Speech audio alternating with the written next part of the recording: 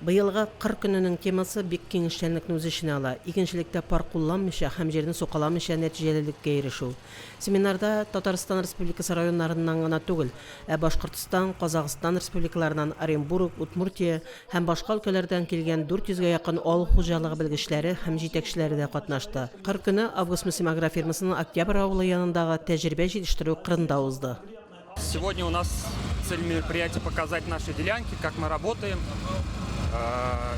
какие препараты применяем, по какой технологии работаем. Это наутил, рассказать суть ее и что наутил это наше будущее. На этом совещании мы вот в таком составе впервые. Нас здесь еще интересует очень сильно научная составляющая, потому что наше основное производство – это возделывание своих сортов российской селекции зерновых, зернобобовых культур.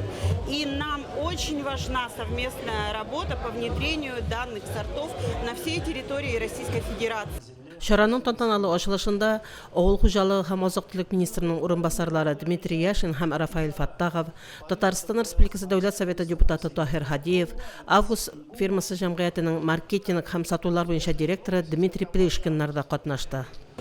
Мөслим соңгы елларда үзенең эшчәнлеге белән камайтырга кирәк инновацион технологияларны кертү буенча иң алдынгы районнарның берсе.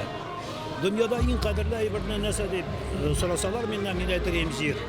Çünkü bizim nesillerimizde bulgan rizık, bu 99%'a bizim basularımızda yetişe, firmalarda yetişe, bütün nesani başkarup için jirinin işenliğe gelir. Şimdi 18. yıldan beri nautil texnologiyası boyunca bir de sürülmüşe, bunda türlü kulturlar şiratlaştırıp üstürile.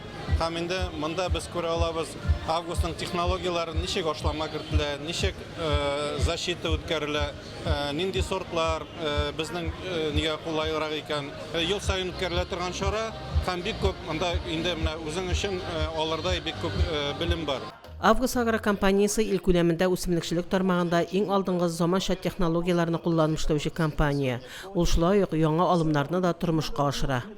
Компания нацелена на развитие, и то, что делается в растениеводстве сегодня, да, работа с почвой по наутилу, она сегодня создает некий новый тренд, наверное, да, то есть как бы для наших сельхозтоваропроизводителей. Бүген Август агро компаниясы ил күләмендә үсемлекчелек тармагында иң алдынгы заманча технологияларны кулланып эшләүче, яңа алымнарны тормышка ашыручы компанияларның берсе. Август агро компаниясының 40 көнендә катнашучылар үсемлекчелек юнәлешендәге алдынгы алымнар, үсемлекләрне тәрбияләү, корткыш бөҗәкләргә каршы көрәшүдә кулланылучы яңа препаратлар турындагы чыгышлар тыңладылар. Авыл хуҗалыгы һәм үсемлекчелек тармагында яңалыкка омтылучылар өчен зур бер дәрес һәм мәйдан булды. Фәридә Гайнтинова, Динар Нуртинов, Мөслим телевидениесе.